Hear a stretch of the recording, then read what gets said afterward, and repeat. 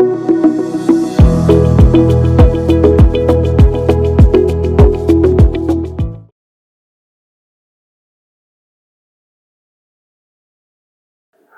நேரம் நேயர்களுக்கு இந்த நாள் சிறந்த நாளாக அமைய வாழ்த்துக்கள்.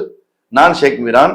பொதுவாகவே நம்ம இயற்கையான உணவுகளை இன்னைக்கு எல்லாருமே திரும்பி பார்த்துட்டு இருக்கிறாங்க. ஓரளவு ஒரு 30 வருஷமா நம்ம பின்னாடி போயிட்டு இருந்தோம். அதாவது எதெல்லாம் நல்ல ப்ராடக்டா நம்ம சாப்பிட்டு இருந்தோமோ அதை விட்டுட்டு இந்த ப்ராடக்டா நல்லா இருக்கும் அப்படின்னு சொல்லி நமக்கு ஒரு மாற்று ஏற்பாடு மாதிரி பண்ணி கிட்டத்தட்ட நம்ம நோயாளிகளாவே ஆக்கிட்டாங்க. அந்த நோயில இருந்து வெளியே வரதுக்கு இன்னைக்கு நிறைய பேர் கிட்டத்தட்ட 20% இப்போ வந்திருக்காங்க. இது 100% ஆகணும். இன்னைக்கு இந்த வீடியோவே அதான் முக்கியமான காரணம். 20% மக்கள் என்ன செய்யறாங்கன்னா செக்கு எண்ணெய், அதே போல மண் செட்ல சமைக்கிறது, இயற்கையான உணவுகளை உப்புலா இருக்கட்டும், அது எண்ணெயாக இருக்கட்டும், காய்கறிகளா இருக்கட்டும், ஆர்கானிக்கா பார்த்து சாப்பிடுறதுங்கிற மாதிரி கொஞ்சம் திரும்பி வந்திருக்கிறாங்க. நம்மளோட நோக்கம் என்ன அப்படின்னா அது 100% வரணும். ஏன் அப்படின்னா நம்ம உண்மையிலேயே உலகத்துக்கே ஆரோக்கியத்தை கொடுத்த ஒரு முக்கியமான சமுதாயம். அப்படிப்பட்ட சமுதாயமா இருக்கு. நம்ம இன்னைக்கு வீட்டுக்கு 1 இல்ல 2 இல்ல, வீட்டுல எல்லாருமே நோயாளிகளா இருக்கிற அளவுக்கு இன்னைக்கு நோயாளிகள் அதிகமாகிட்டே இருக்கும். குறிப்பா சொல்லணும் அப்படின்னா தாம்பத்தியத்துல இன்னைக்கு ரொம்ப பின்தங்கியே இருக்குன்னு சொல்லலாம். நான் சொல்றது ரொம்ப ஆச்சரியமா இருக்கும் உங்களுக்கு. நீங்க இந்த வீடியோ பார்க்கக்கூடியவங்க 3 பேர்ல 2 பேர் தாம்பத்தியத்துல குறைவுள்ளவர்களா இருக்கிறாங்க, தன் மனைவியை சந்தோஷப்படுத்துறதுல குறைவுள்ளவர்களா இருக்கிறாங்கன்னு சொன்னா இது எவ்வளவு பெரிய ஒரு ஆச்சரியமான விஷயம். யோசிச்சு பாருங்க. இன்னைக்கு திருமணம் அப்படின்னு வந்தாலே திருமணத்துக்கு தேவைன்னு ஒரு ஆண் என்ன நினைக்கிறான் அப்படின்னா நம்ம நல்லா சம்பாதிக்கணும், செட்டில் ஆகணும், நம்ம வர மனைவியை நம்ம காப்பாற்றணும், அவளுக்கு ஒரு சொந்த வீடு இல்லை வாடகை வீடாவது வச்ச அளவுக்கு காப்பாற்றணும், அவளுக்கு ஒரு சின்ன ஒரு வாழ்க்கையை கொடுக்கணும்னு நினைக்கிற அந்த ஆண் தன்னுடைய உடல்நிலையை யோசிக்கிறதே இல்லை. இன்னைக்கு நம்ம என்ன பண்றோம்னா காலைல எழுந்து நைட்டு வரைக்கும் இன்னைக்கு நீங்க இந்த வீடியோ பாக்குற இன்னைக்கு யோசிச்சு பாருங்க என்ன சாப்பிட்டீங்க அப்படின்னா வயிறு நிரப்புறதுக்கும் நாக்க சந்தோஷப்படுற சாப்பிட்டமே ஒழிய நம்மளோட நரம்புக்கு என்ன தேவை, உச்சந்தலையில இருந்து உள்ளங்கால் வரைக்கும் ரத்தத்துக்கு, சதைக்கு, கண்ணுக்கு. அந்த காலத்துல நம்ம சொல்லி கொடுப்பாங்க நம்ம அம்மா, டேய் பாவக்காய் சாப்பிடு, சுண்டைக்காய் சாப்பிடு, கருவேப்பிலை சாப்பிடு, இந்த மாதிரி சொல்லி நம்ம உணவு கொடுத்த நம்ம தாய் தகப்பன் அந்த காலத்துல நம்ம பார்த்துட்டு இப்ப எப்படி காலம் இருக்குன்னா நம்ம பிள்ளைங்க நம்ம என்ன கொடுக்குறோம்னா டேஸ்டான உணவு மட்டும் தான் கொடுக்குறோம். அவன் என்ன சாப்பிடணும் அதான் கொடுக்குறோம். இதுதான் இன்னைக்கு நம்ம இருக்கிற நோய்க்கு முக்கியமான காரணம். குறிப்பா தாம்பத்தியத்துல இன்னைக்கு ஒரு பெரிய ஃபெயிலர். இன்னைக்கு இயற்கையான உணவுகளை நம்ம விட்டதுனால, நம்முடைய உணவு பழக்க வழக்கங்கள் மாறுனதுனால கிட்டத்தட்ட 3ல் 2 பேர் நான் ஆல்ரெடி சொன்னேன் இவ்வளவு பெரிய நோயாளிகள் உருவாக்கி இருக்கோம். இன்னும் சொல்ல போனா யூரோப்பியன் சர்வேவுடைய ஒரு ஆச்சரியமான சர்வே, 2022 சர்வே, வருங்காலத்துல திருமணம் ஆகக்கூடிய ஆணுக்கும் பெண்ணுக்கும் 50% நபர்களுக்கு குழந்தை பாக்கியம் கிடைக்காது, குழந்தை வரதே டவுட்டுங்கிற அளவுக்கு சொல்லியிருக்கிறாங்க. இவ்வளவு பெரிய அதிர்ச்சியான தகவல். இன்னும் போக போக இன்னும் மோசமா போயிட்டு இருக்கு. ஒரு நாட்டுடைய பர்த் ரேட்டு பெர் ஆனம் ஒரு இயருக்கு 2.1 ரேஷியோ இருக்கணும். 2 நாடுகள் இந்த ரேஷியோல ரொம்ப பின்தங்கி போய் 2100 இந்த நாடுகளே இருக்காது. சாதாரண நாடுகள் இல்லைங்க, நான் சொல்லக்கூடிய சின்ன தீவோ அந்த மாதிரி நாடு இல்லை. மிகப்பெரிய நாடுகளான சவுத் கொரியாவும் ஜப்பானும் 2100 இருக்காதுன்னே சொல்றாங்க. ஏன்? அங்க பர்த் ரேட் 0.7 0.9 ஆயிடுச்சு. இவ்வளவு மோசமான ஒரு நிகழ்வுகளை பார்த்துட்டு இருக்கோம். சரி, நம்ம இந்தியா பெருமையா இவ்வளவு குழந்தைங்க பிறகுது, நார்த்ல பார்த்தா எல்லாரும் 10 குழந்தை 12 குழந்தை பிறந்திருக்காங்க, அதனால சூப்பரா இருக்குன்னு சொல்லி பாத்தீங்கன்னா நார்த்ல தான் அப்படி இருக்க ஒழிய தமிழ்நாட்டுல 1.3 தான் ரேஷியோ இருக்கு. கிட்டத்தட்ட 2.1 இருக்க வேண்டிய ரேஷியோ 1.3 தான் இருக்கு. எங்கேயோ நடந்துகிட்டு இருந்த ஒரு பெரிய ஒரு நோய், ஒரு பெரிய பிரச்சனை இன்னைக்கு நம்ம மாநிலத்திலும் தொடுற அளவுக்கு ஆயிடுச்சு. இன்னைக்கு நம்ம பாத்தீங்கன்னா தெரியும். இன்னைக்கு நீங்க ஆபீஸ் கிளம்பி வீட்டுல இருந்து போறீங்கன்னா எத்தனை ஃபெர்டிலிட்டி சென்டர் பாக்குறீங்க? ஒரு 5 கிலோமீட்டர்ல பாத்தீங்க அப்படின்னா தோராயமா ஒரு 3ல இருந்து 10 வரைக்கும் ஃபெர்டிலிட்டி சென்டர் இருக்குது. ஃபெர்டிலிட்டி சென்டர் அதிகமாயிடுச்சு அப்படின்னு சொல்லி நீங்க நம்ம அது மேல கோவலாம் பட தேவையில்லை. அந்த அளவுக்கு இன்னைக்கு உடல் சம்பந்தப்பட்ட விஷயத்துல, ஆரோக்கியம் சம்பந்தப்பட்ட விஷயத்துல நம்ம பின்தங்கி இருக்கோம். எங்க நோயாளிகள் இருக்காங்களோ அங்கதான் மருத்துவமனை வரும். மருத்துவமனை வந்ததுனால நோயாளிகள் உருவாக மாட்டாங்க, நோயாளிகள் இருக்கிறதுனால மருத்துவமனைகள் உருவாகுது. அப்ப அதற்கான அசல் காரணம் இன்னைக்கு நம்ம தான்.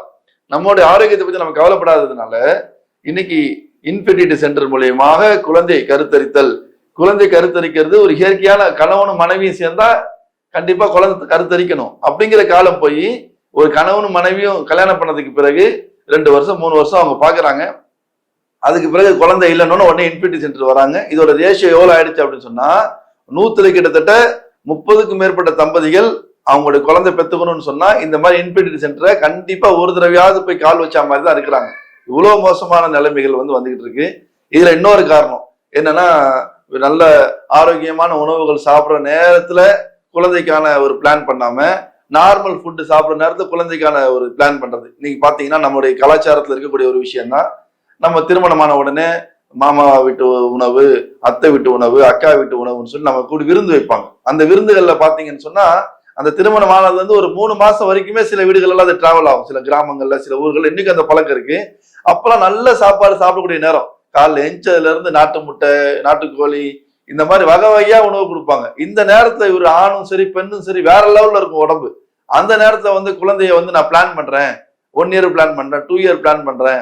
இவர் லோன் வாங்கி வச்சிருப்பாரு, இவர் ஏதாச்சும் கடன் வாங்கி வச்சிருப்பாரு. அதை அடைக்கிறதுக்கு ஒரு குழந்தை வந்தா என்ன ஆகும்னா அந்த குழந்தைக்கு இன்னைக்கு உணவுன்னு பார்த்தாலே செரிலாக் தான், இல்லைன்னா லாக்டோஜன் பால் உணவு, இல்லைன்னா தாய்ப்பால் கொடுக்கறது கூட கம்மி. நான் சொல்றது இன்னைக்கு சொல்ல நிதர்சனத்தை சொல்றேன். அந்த உணவு கொடுக்கறது என்னங்க செலவாக போகுது அந்த குழந்தை பிறந்தா? அதை வந்து யோசிச்சுட்டு என்ன பண்றாங்கன்னா அதுக்கு குழந்தைக்கு பிளான் பண்றாங்க. என்னமோ அது வந்து ஒரு 100 கிலோ சாப்பிடுற மாதிரி, டெய்லி வந்து தங்கமும் வெள்ளியும் வந்து சாப்பாட்டு கேட்கிற மாதிரி. மிஞ்சி மிஞ்சி போய் ஒரு மாசத்துல செலவுல ஒரு ஒரு 1000 ரூபாய் 1500 ரூபாய் வந்து அந்த குழந்தைக்காக அதிகமாகும். அது நம்ம பெத்த குழந்தைக்காக. அது ஃபியூச்சர் பிளான் சொல்லிட்டு என்ன சொல்றாங்க, சைல்டு பிளான் சொல்லி தள்ளி போடுறாங்க. அப்ப இவர் சைல்டு பிளான் தள்ளி போடக்கூடிய அந்த காலகட்டத்தில் ஒரு 3 வருஷம் கழிச்சு பாத்தீங்கன்னா ரெகுலர் உணவுக்கு வந்துருவாரு. வெஜிடேரியனா இருந்தா நார்மலான தயிர் சாதம், நார்மலான காய்கறி சாதங்கள். நான்வெஜ்ஜா இருந்தா வாரத்துக்கு ஒரு நாள் நான்வெஜ், வாரத்துக்கு ஒரு நாள் சிக்கன், வாரத்துக்கு ஒரு நாள் மட்டன். இந்த மாதிரி நார்மல் உணவுக்கு வந்தக்கூடிய நேரத்துல இவரு உடம்பும் சரி இவங்க மனைவியோட உடம்பும் சரி சாதாரண நிலைக்கு வந்துடும். அந்த சாதாரண நிலை தான் இன்னைக்கு வந்து ரொம்ப அபாயமான நிலைமையாக இருக்கு. ஏன் அப்படின்னா இன்னைக்கு நம்ம உணவுகளை நார்மல் சொன்னது போல தேர்ந்தெடுத்து சாப்பிடுற பழக்கமே கிடையாது. நான் சொல்றேன், இன்னைக்கு வேணா செக் பண்ணி பாருங்க, நீங்க ஃப்ரிட்ஜை போய் திறந்து பாருங்க. உங்க நரம்புக்காக, ரத்தத்துக்காக, சதைக்காக, உங்களுடைய ரத்த மண்டலம் வேகமா இயங்குறதுக்காகவும், இதயம் வேகமா இயங்குறதுக்காகவும், நல்ல சமச்சீரா இயங்குறதுக்காகவும் என்ன உணவுப் பொருள் உங்க ஃப்ரிட்ஜில் இருக்குன்னு பாருங்க. டாப் டு பாட்டம் பாத்தீங்கன்னா எல்லாம் நாக்கை சந்தோஷப்படுத்துற பொருள் தான்.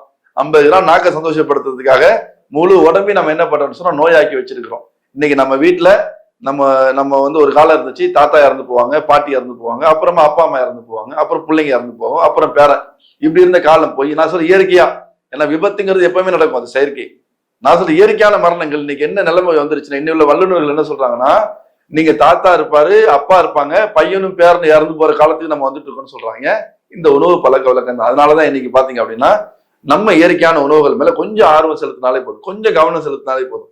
நம்முடைய இறைவன் இந்த மண்ணுல எல்லா மூலிகைகளையும் கொடுத்துருக்கான். எல்லா மூலிகைகளும் இந்த மண்ணுல இருக்கு.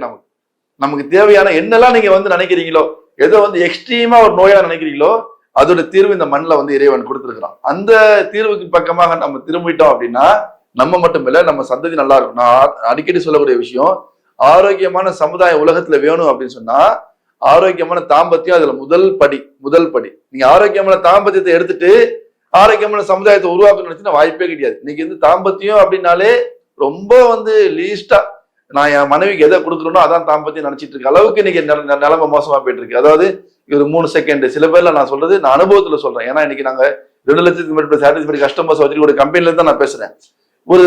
ஒரு 3 செகண்ட், 5 செகண்ட், 1 நிமிஷம் இந்த மாதிரிலாம் வந்து தாம்பத்தியம் இருக்குப்பான்னு சொல்லி போன் பண்ணி கேட்கும் போது ரொம்ப ஆச்சரியமாக இருக்கு. அப்ப இதை அவர் மனைவிக்கு கொடுத்துட்டு இதுதான் அவருக்கு மனைவிக்கு வந்து தாம்பத்தியங்கிறத புரிய வைக்கிறார். இதுக்கு மேல தாம்பத்தியத்துல ஒண்ணும் இல்லை. ஏன்னா அவங்களுக்கு அந்த நாலேஜ் கிடையாது. எந்த பெண்ணுக்கு நாலேஜ் இருக்கோ அந்த பெண் என்ன பண்றாங்கன்னா வெளியே சொல்ல முடியாது. ஏன்னா அந்த மாதிரி எங்களுக்கு நிறைய கால்ஸ் வருது.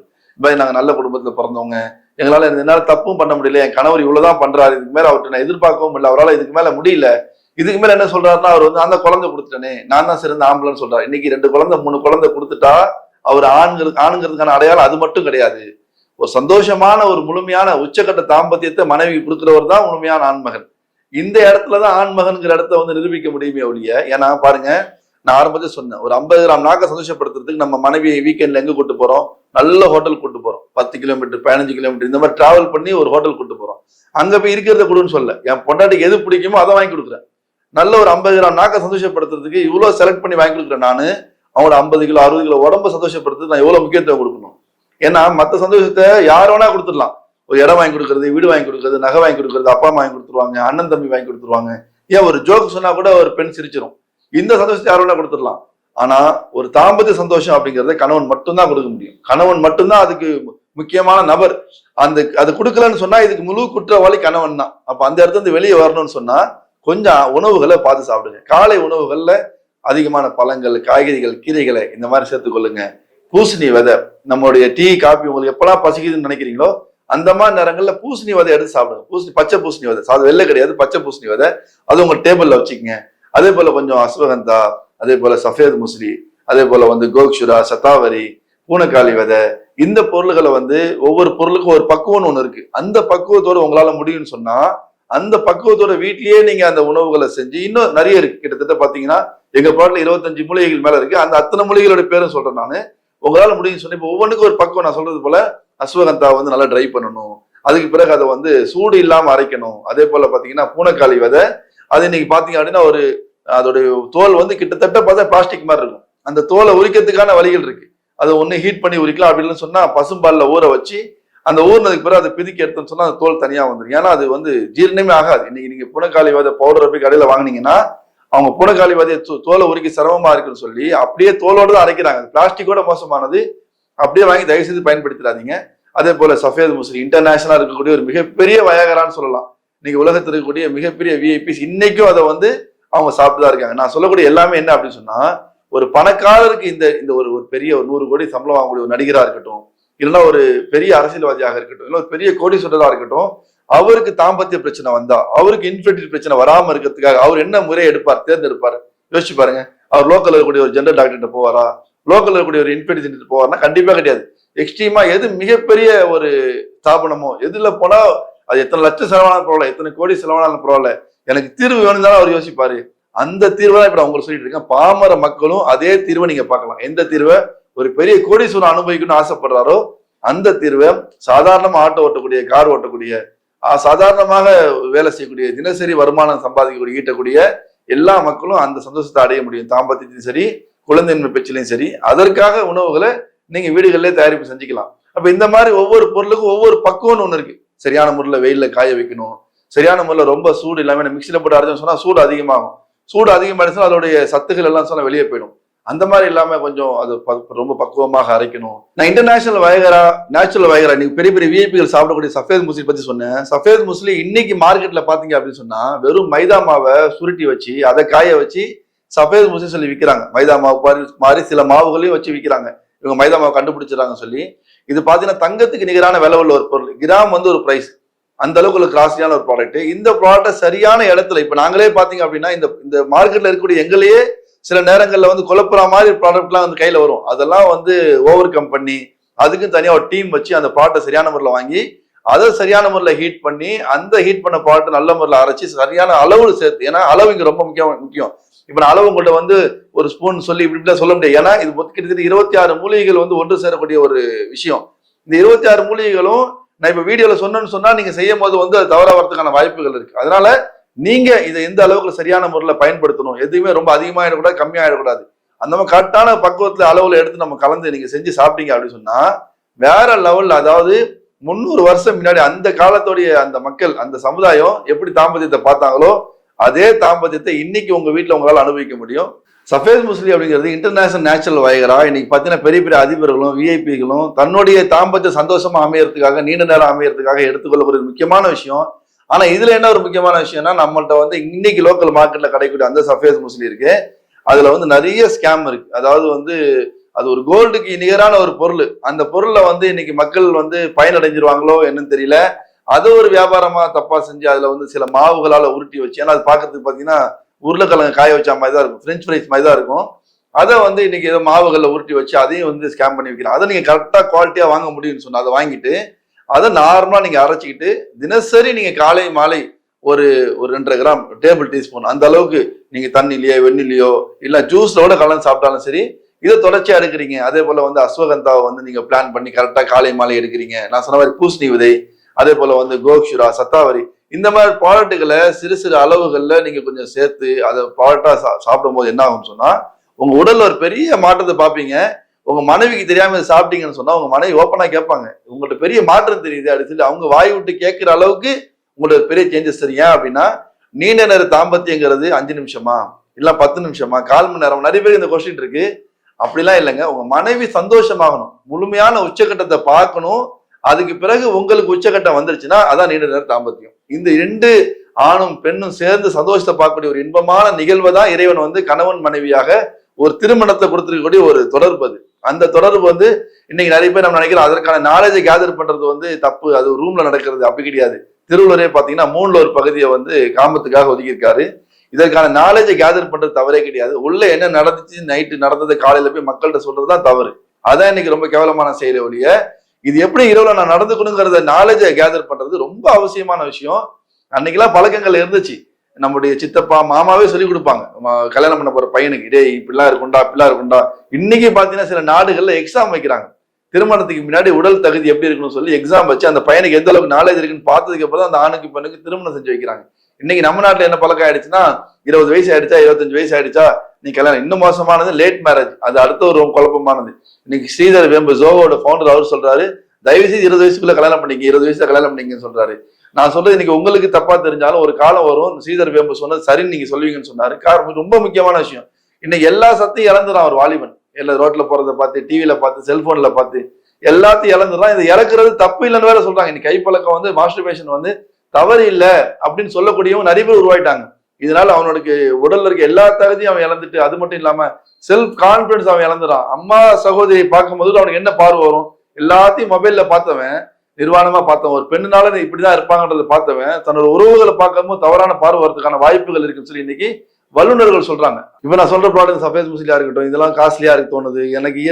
இயல்பா இயற்கையான முறையில ரொம்ப விலை கம்மியா எனக்கு வந்து இதெல்லாம் கிடைக்கணும் அப்படின்னு சொன்னா, நீங்க நார்மலா பாத்தீங்கன்னா இந்த பூசணி விதை, அதே போல உடச்சிக்கல்ல வந்து வறுத்து அதை வந்து அரைச்சி அதை நெய் ஊத்தி உருண்டை பிடிச்சி வச்சு அதை தினசரி நம்ம எப்பெல்லாம் பசிக்குதோ உங்க டேபிள் வச்சு சாப்பிட்டு பாருங்க. சூரியகாந்தி விதையை சாப்பிட்டு பாருங்க. இந்த மாதிரி உங்களுக்கு எது ரொம்ப சீப்பா தெரியுதோ அந்த மாதிரி ப்ராடக்ட் வாங்கி சாப்பிட்டீங்க அப்படின்னாலே உங்களுக்கு வேற லெவல்ல தாம்பத்தியம் கிடைக்கும். குழந்தையின்மை பிரச்சனை இல்லாம ஆரோக்கியமான தாம்பத்தியத்தை நீங்க மட்டும் வைக்கிறது இல்லாம முழு உலகத்துக்கு ஆரோக்கியமான சமுதாயத்தை உங்க மூலியமா கொடுக்க முடியும். நன்றி, வணக்கம்.